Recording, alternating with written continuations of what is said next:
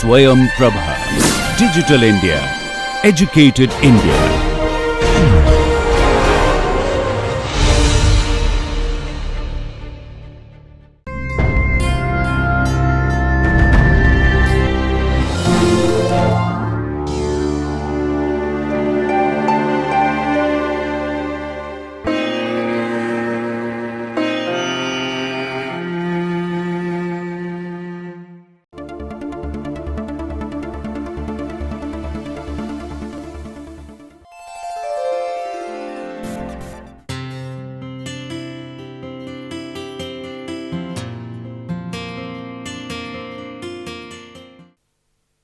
Very good morning to everyone.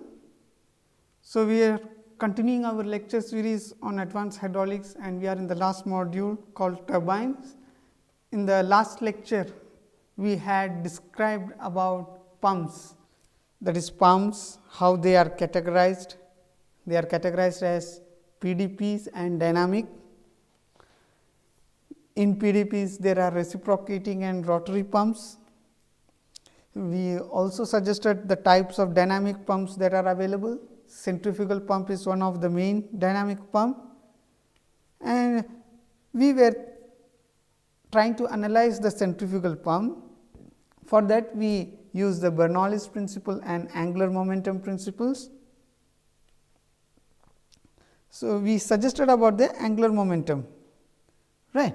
So, today we will continue the same angular momentum and see how in the impeller blade of pump, especially the centrifugal pump, how the pump theory works and all, how the quantities can be defined.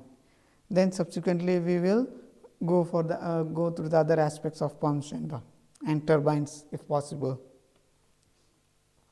So, if you recall the angular momentum equation that was described in the last class for the impeller blade and all. So, let me write the RTT form. Okay. So, as the angular momentum equation using Reynolds transport theorem, you had come up with the following relationship, that is dH by dt. This is nothing but equal to R cross V rho V dot N. So, for any control volume, this was the angular momentum equation and for steady state condition, and we also suggested for the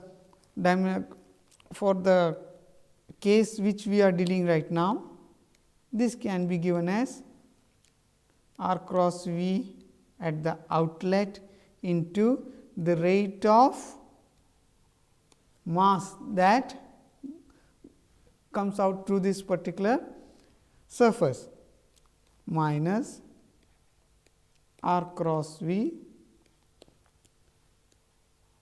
m dot in, that is rate of mass that comes into the control volume through the inlet portion, right.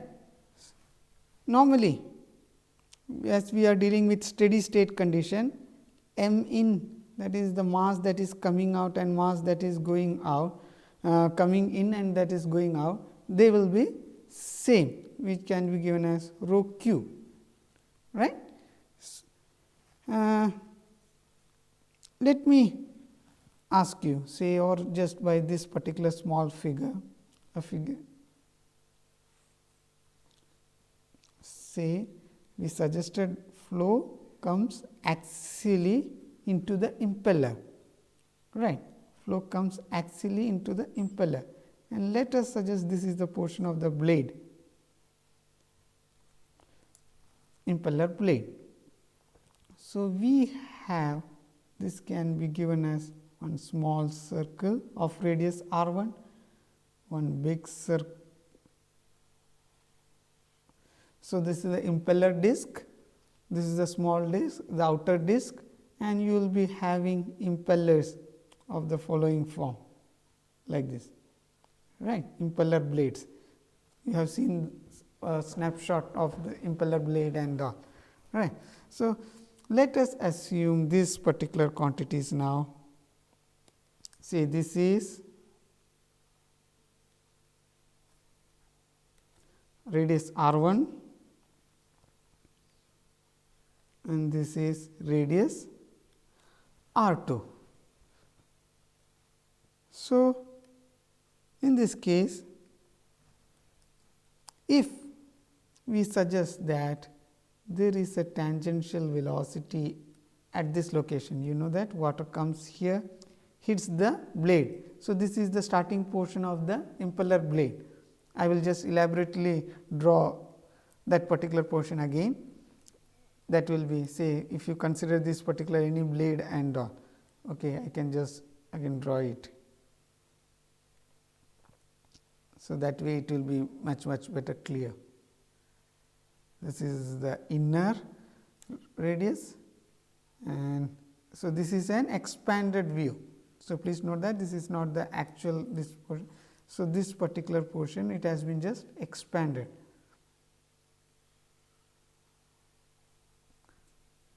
So, you have some radius somewhere here.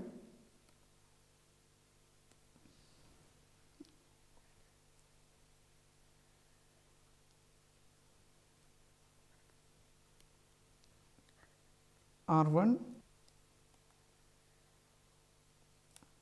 this is R2, okay, the same thing, just in an expanded form we have drawn it. So, in this particular case, we can now just draw the quantity, say from this location, there is an impeller blade in the following form. So, I am just for our benefit tangent, I am drawing an impeller blade like this now. Okay. This is how an impeller blade will coming into the picture. So, water as it flows from like this and all, it will reach here, it will hit here, means it will reach here, right. This impeller blade, it is rotating at an angle omega. So, if the impeller wheel it is rotating at an angle omega, definitely the entire system, this both the inner disc and the outer disc both are rotating, right. Both the portions of that impeller disc is rotating. So, you can have say outer tangential velocity v 2. So, I will elaborate it now again in the next figure. So, what we want to suggest is now, if this is the control volume that you are going to consider, if this is the portion, the control volume,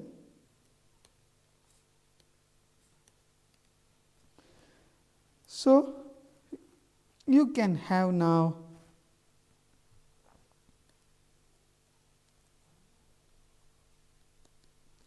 m dot in, this is nothing but equal to rho v n 1, say if this is of thickness b, 2 pi r 1 b 1, right, and m dot out is nothing but density into normal velocity from the exit. Say at this location what is the v n 2, what this is v n 1, you can see here water is coming and hitting like that. Okay. So, v n 2 2 pi r 2 b. So, b is same for both the cases in this particular case, this situation, right. So, we can now write r 1 cross v 1, this is nothing but equal to r 2 into v t 2 with the unit vector component perpendicular to the both the vectors. So, r 2 cross v 2, this is nothing but, see, please note that we are making some simple mistakes. This is r 1 v t 1, r 1 v t 1 into sin theta, sin 90, that is the actual thing, r 2 V 2,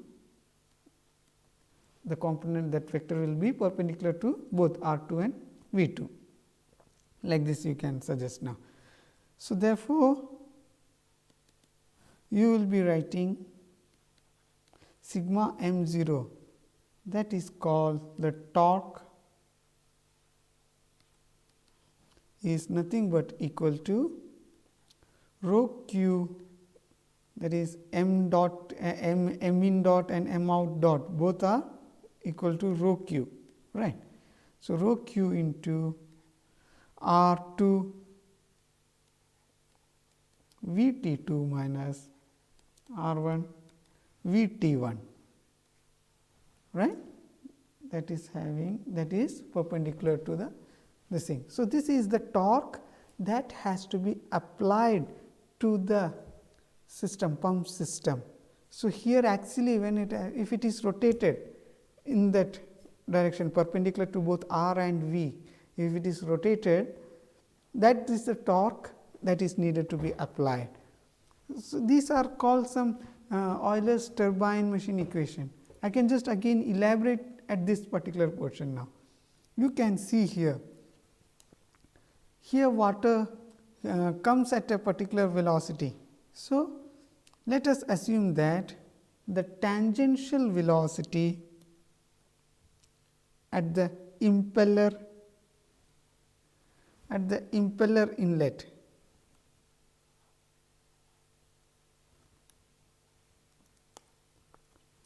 So, the tangential velocity at the impeller inlet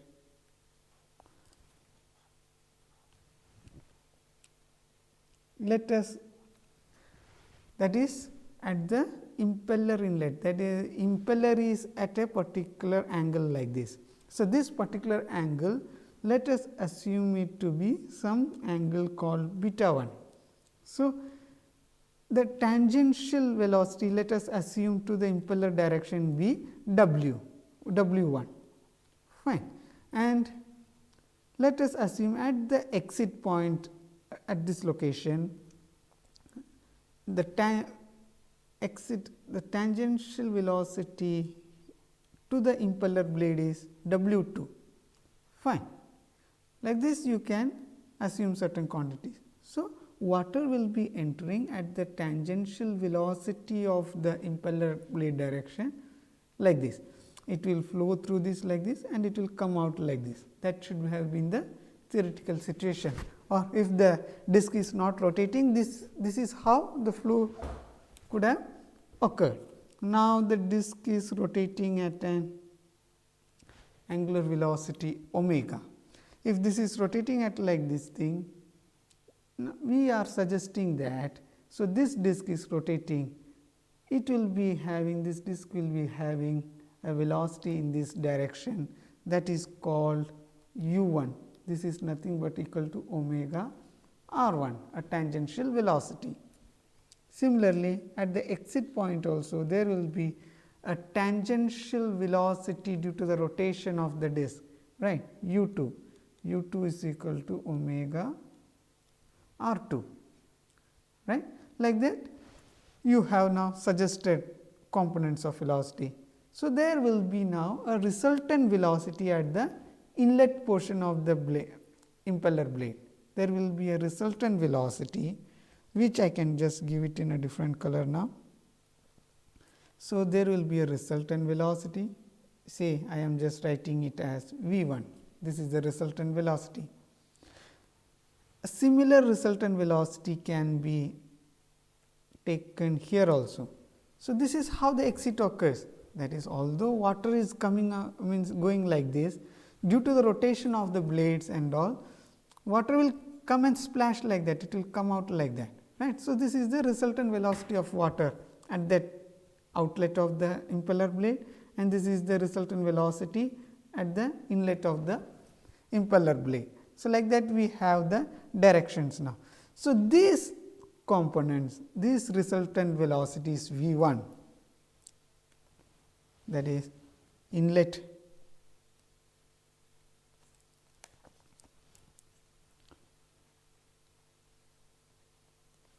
inlet velocity as considered in the previous slide. Say V1, if it is like this, then that V1 we can assume, say if you have a two dimensional coordinate system x y like this, if we are assuming such a coordinate system, then based on that coordinate system, let us assume that this is, so this is the tangential velocity v t 1 and this is the normal velocity v n 1. Similarly, outlet velocity can also be described in the same form. So, say if it is like this v 2, so we can write it, see this is v t 2 and this is v n 2. Like that one can easily write the components of velocity and you can assume certain quantities, say this is alpha 1, this is alpha 2. So, the outlet means the resultant velocity need not be in this particular direction, it can also be like this also, that has to be calculated actually.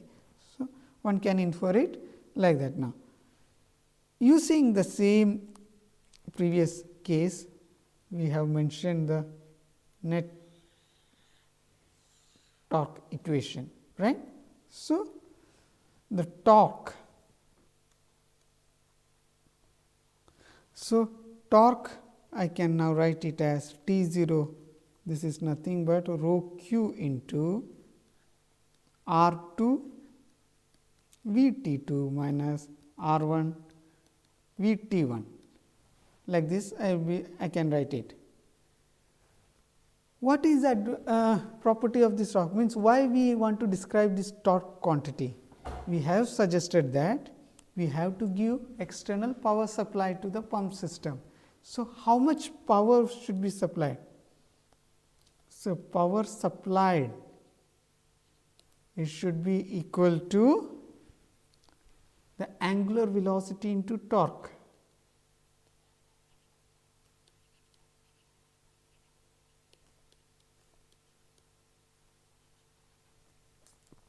So, this is omega into T 0, right. So, therefore, we can write P w is equal to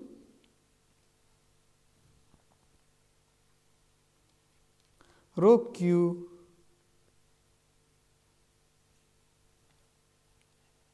R 2 V T 2 minus R 1 V T 1 into omega.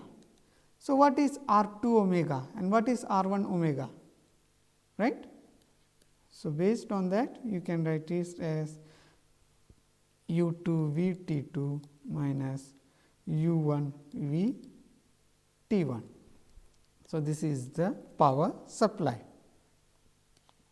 Also, P w is equal to rho g q into difference in head, this we have studied earlier in the first lecture.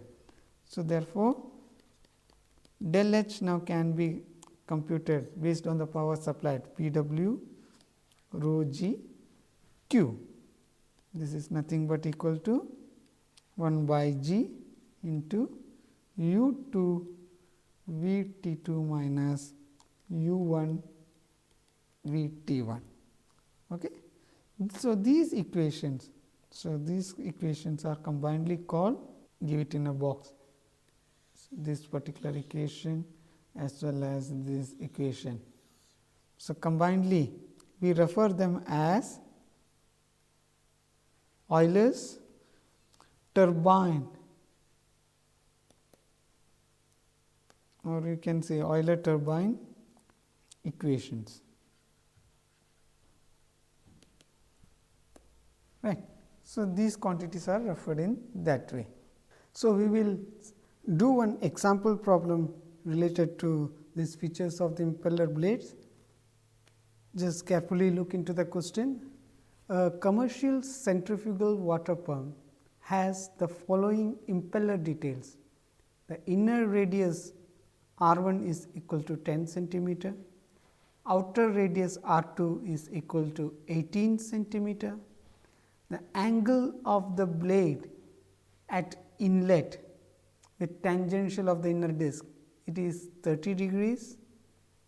If you recall that, you generally call it as beta 1 in the theory part, we have studied that, right. Then angle of the blade at outlet of inner disc, tangential similarly thing, it is 20 degrees. Please note that this is not 30 degrees, it is 20 degrees. So, we will correct it here.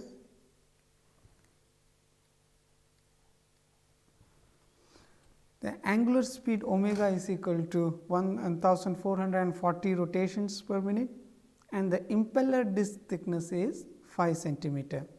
Now, estimate the discharge, the water hose power and the head that has been generated from the pump.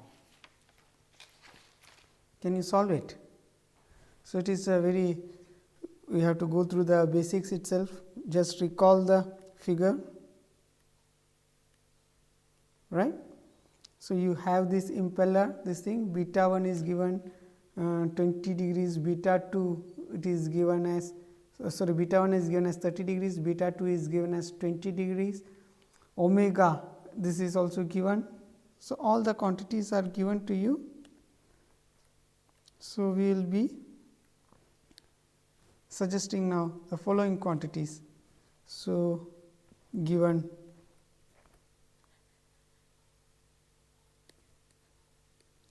R1 is equal to 10 centimeter, R2 is equal to 18 centimeter, beta 1 is equal to 30 degrees and beta 2 is equal to 20 degrees. Okay. Then what do you mean by the angular speed is given as 1440 rotations per minute. So, one rotation, how do you express? One rotation is equal to 2 pi radians. Therefore, omega is equal to 2 pi into 1440. This is, how much is this value? Or whatever be. If I want to give it, say this is rotations per minute. So, I am just dividing it by 60 to give this many radians per second. So, I am getting this as 150.8 radians per second. So, I got omega as this quantity. Now, recall your velocity at the tip of the inlet u1, this is nothing but equal to angular velocity of the disc into r1, right. So, this becomes 150.8 into r1 is 10 centimeter, that is 0.1 meter, and your at the inlet of the impeller blade, this is 15.08 meter per second. Similarly, at the outlet of the impeller blade, the tip velocity will be 150.8 into 0.18, this is 27.14 meter per second. So, we got the tip velocities.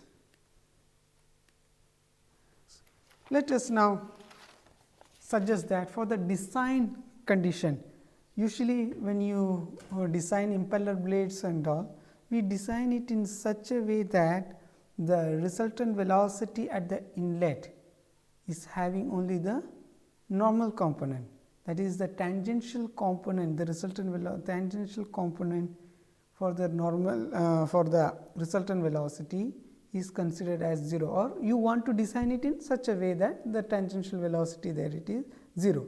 So, that is generally we take V T 1 is equal to 0. It is being the impeller blades are designed it in such a way.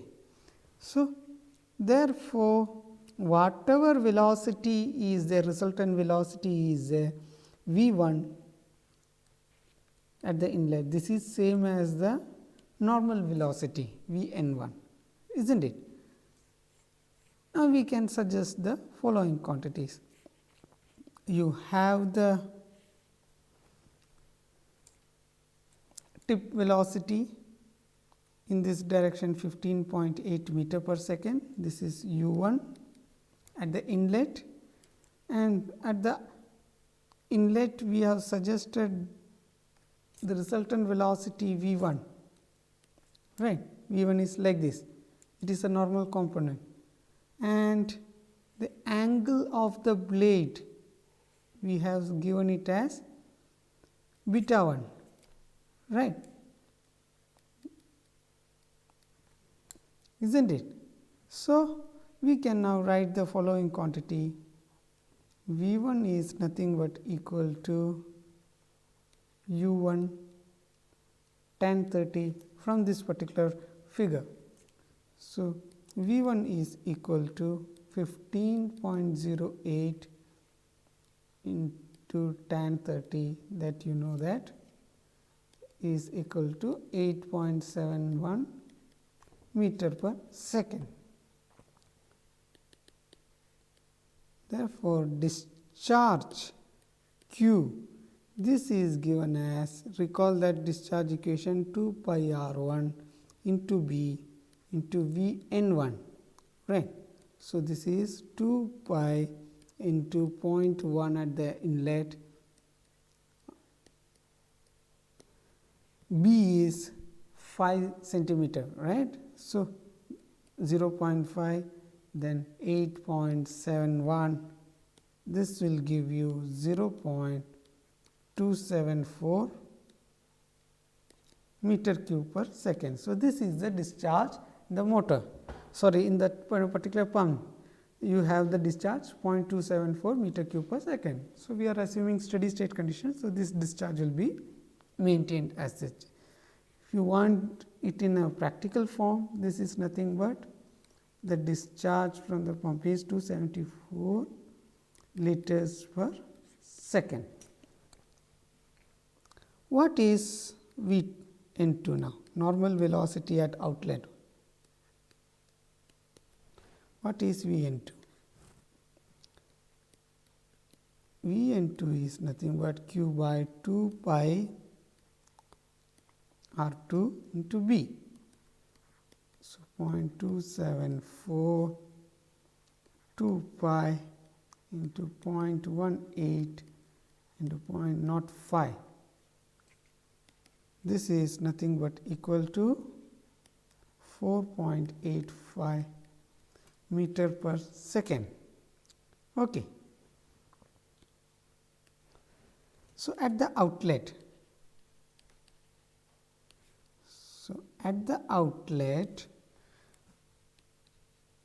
the tip velocity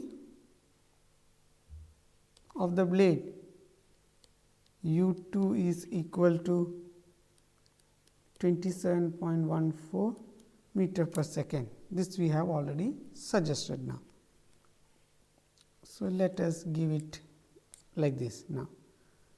And Vt2, there will be some quantity Vt2 also from the something up to here. So, tangential velocity at the exit point Vt2, that is also available. You know that the blade is having an angle 20 degrees with the outer surface of the disc and all, right. So, 20 degrees is the angle. So, now you know that this is u2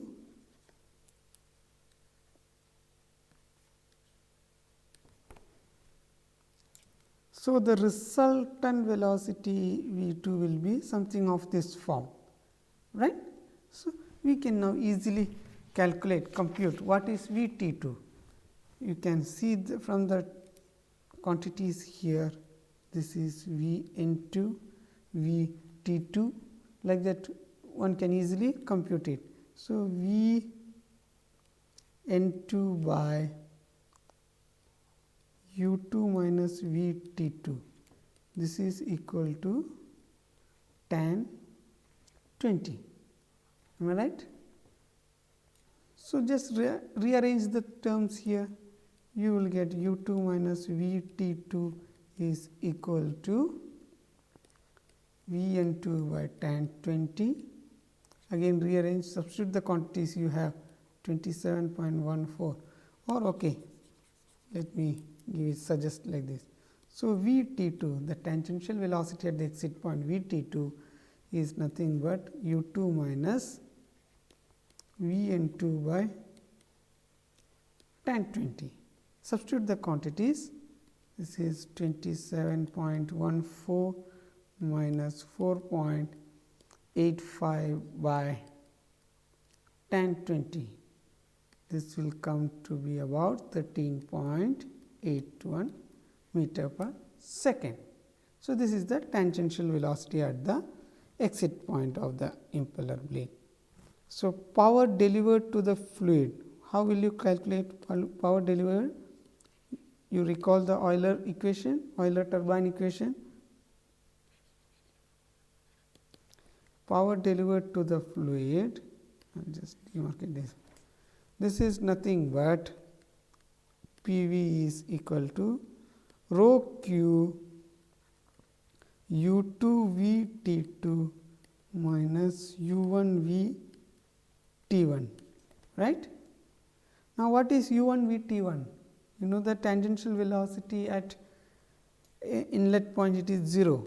So, this becomes rho Q V T2 U2. So, rho is, we are taking water 1000 kilogram per meter cube, discharge you know it is 0.274, V T2 it is already computed now 13.81, and U2 this is nothing but 27.14 meter per second, right. So, you have substituted all the quantities right now. Calculate this thing, this will come to be about 102,696 joules per second, or it is also called watt. You can also write this as approximately 102.7 kilowatt, the power. So, if we assume 85% efficiency, if we have 85% efficiency, then the power supplied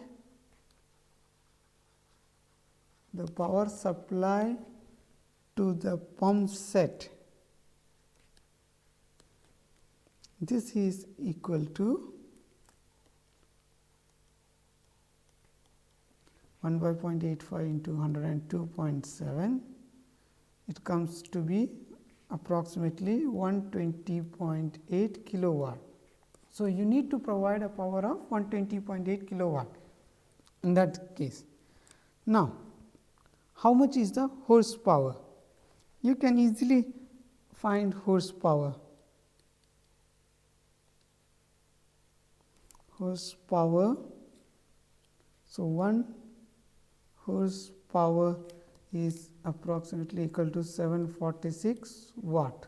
So, therefore, you know that power in horsepower can be easily written as say 102,696 by 746. How much that I am giving it to you as homework. So, you can write it. This is the power in terms of horsepower.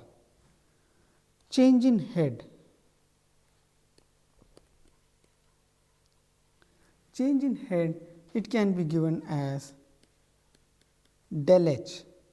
So, del H is nothing but P W by rho G Q. So, this is 102696 by 1000 into 9.81 into 0.274. This is coming to be about roughly 38.2 meters. So, the change in head is coming to be roughly about 38 meters. So, this is the head that is being changed when you provided that particular pump. What is the effect of blade angle on the pump head? In the last example you already saw, this is the change in head and all.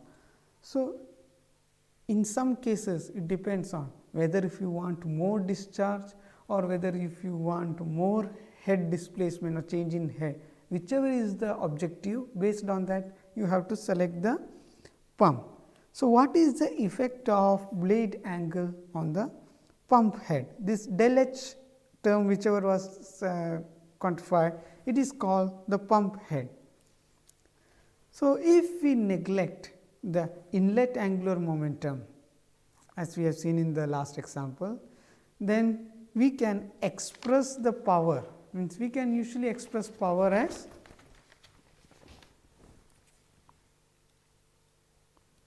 P w is equal to rho q u 2 V T 2. Okay. So, where your V T 2 is nothing but equal to u 2 minus V n 2 by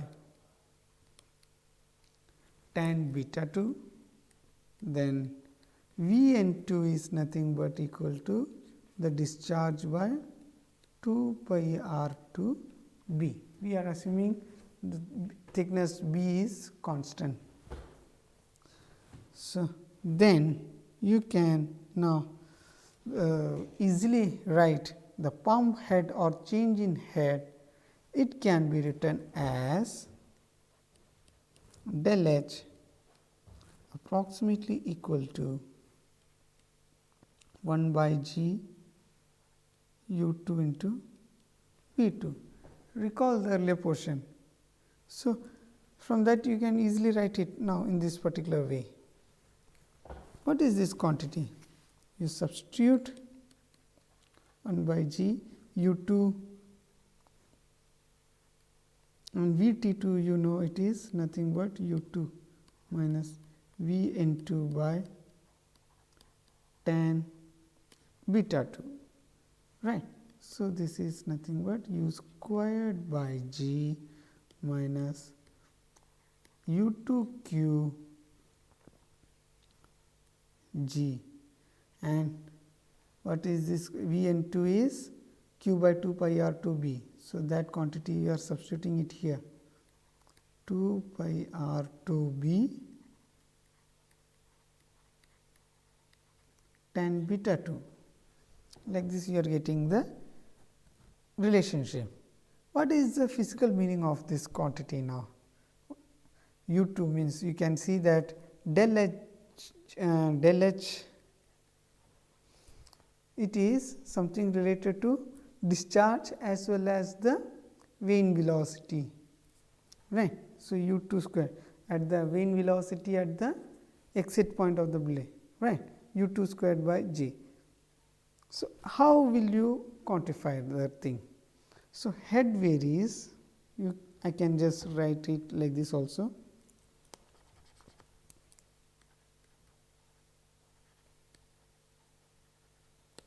The head varies linearly with discharge. It varies linearly with discharge q. So, del H equal to u 2 squared by G minus u 2 q by 2 pi r 2 b G tan beta 2, right. So, you can suggest now, if beta 2, if your beta 2 here, if it is less than 90 degrees, what happens? Then del H is equal to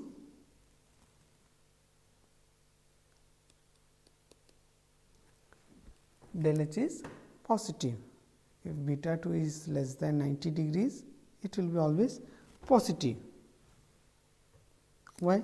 Because tan beta will, sorry, I am just very sorry here.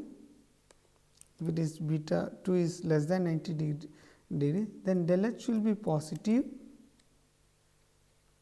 only if u2 squared by g is greater than u2 cube by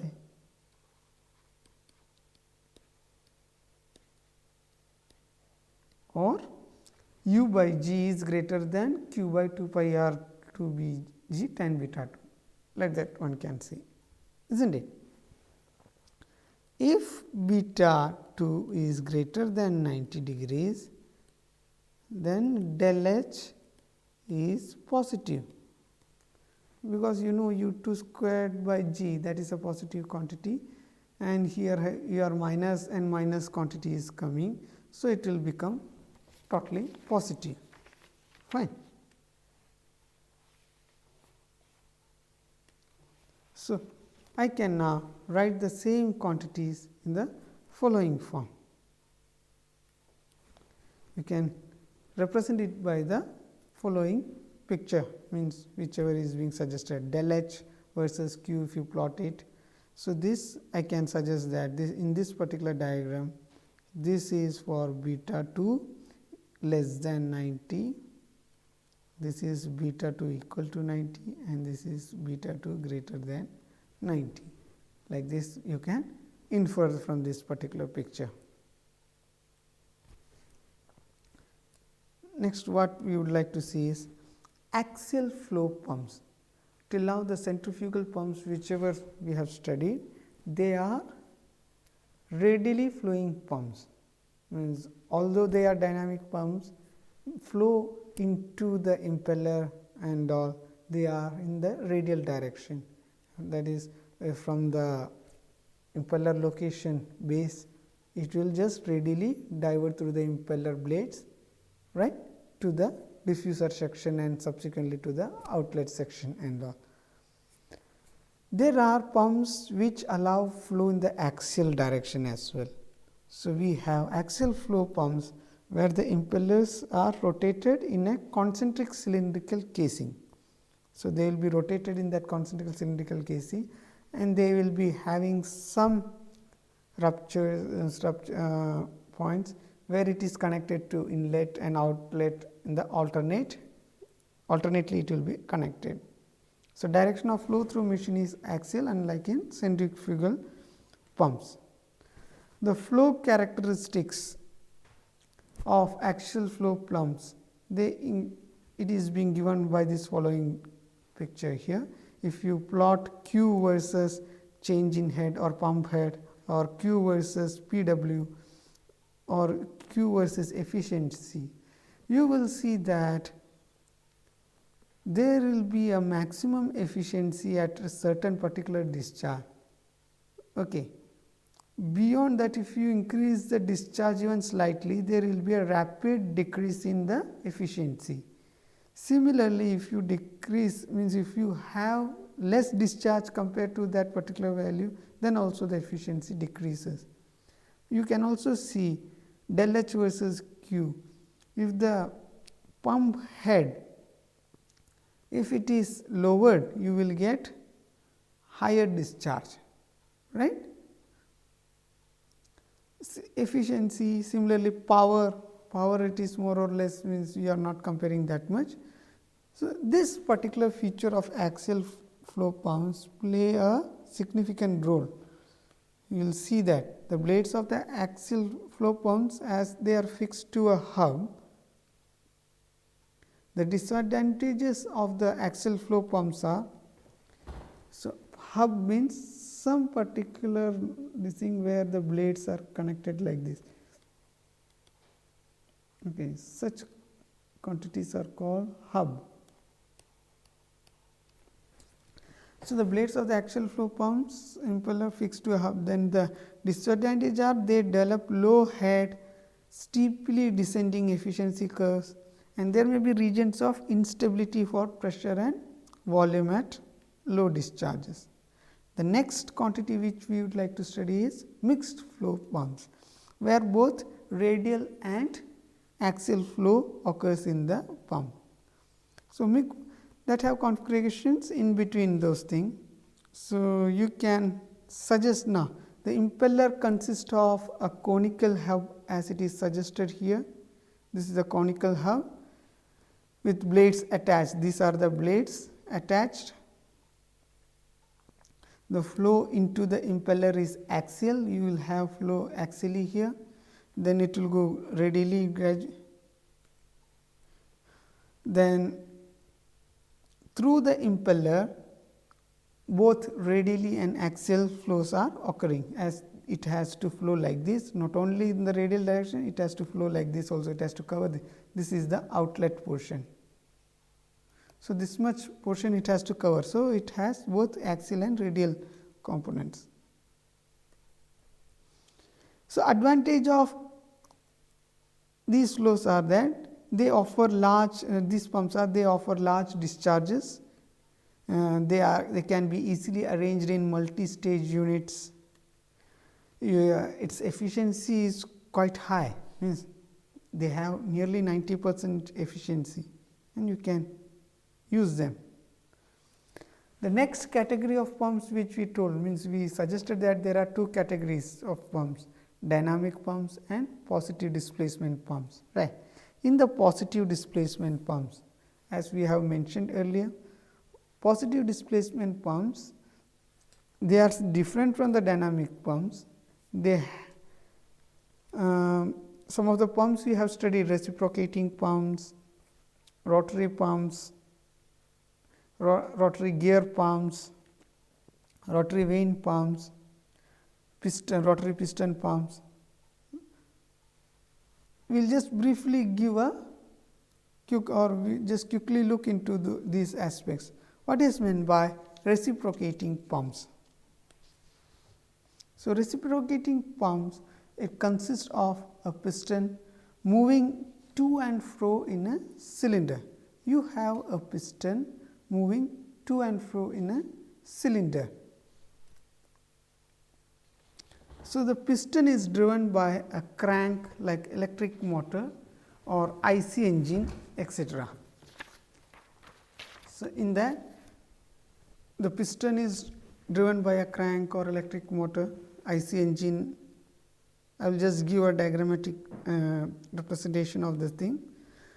The pressure in the cylinder reduces when piston is moved away from the valve, that is during the suction portion, that is it is getting the suction suction develops in that cylinder, and water is pushed from the suction pipe. When the water is pushed from the suction pipe, it opens the suction valve and it allows water to enter into the chamber or the cylinder.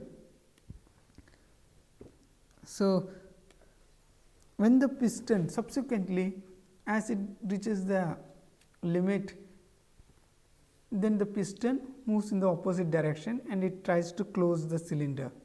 Okay. In that case, what happens? So, the piston is moved inside. So, it is called the delivery stroke. This is suction stroke and delivery stroke. So, water from the cylinder now goes into the delivery pipe. This is how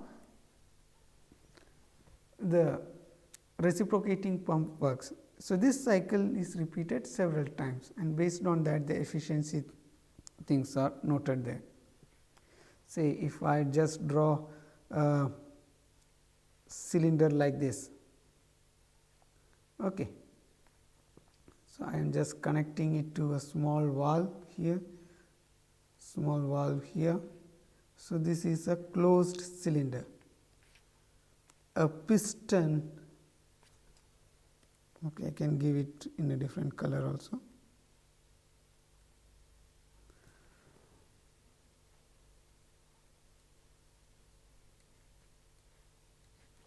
A piston is suggested here. So, which the piston moves in this direction as well as this direction. So, when the piston moves in this direction, the chamber gets expanded, that is the volume in the it is getting expanded, right. So, I forgot to draw the subsequent portions. So, there is a pipe or hose connected to the tank or lake or river, whichever be water body from which you need to extract water. Okay. So, the open let us assume the water body whichever you are taking into account, it is open to the atmosphere. So, atmospheric pressure exists at the surface of that water body. So, when the piston is moved away like this in this portion, suction develops here. It is called the suction stroke of the this thing. Suction develops here. So, this portion will be in suction, low pressure. Atmospheric pressure will be now greater than the pressure in this quantity. So, it will push water like this, and water is pushed into the hose and it reaches here. The valve opens and it enters in this chamber. Now, what happens? This reaches the limit here and it now goes into the delivery stroke. So, it goes in the opposite direction like this piston. So, the chamber is getting closed, pressure is getting increased, this valve is opened, water is now pushed through this hose like this to the delivery region. So, it may be a water tank or a whether if it is irrigation, whichever be, water will be pushed into it. So, this is the simple mechanism of reciprocating pumps. Rotary pumps. Rotary pumps, they consist of rotating elements. So, it has rotating elements, at least one rotating element should be there. It displaces a finite volume of fluid during each revolution. The features are rotary pumps usually have more than one rotating chamber to minimize fluctuations and inertial effects. The chambers rotate and come in alternate contacts with inlet and outlet. The rotational speeds are usually high in such rotary pumps. Rotary pumps are generally used for very large heads and small volumes. If you want to displace only small volume, but very large head is there. For those cases, rotary pumps are used. You have rotary pumps like gear pump, vane pump, screw pump, rotary piston pumps, etc. So, as we do not want to go further into the details of these types of pumps, we just want to stop those quantities here, just as a brief passing by statement we would like to make those.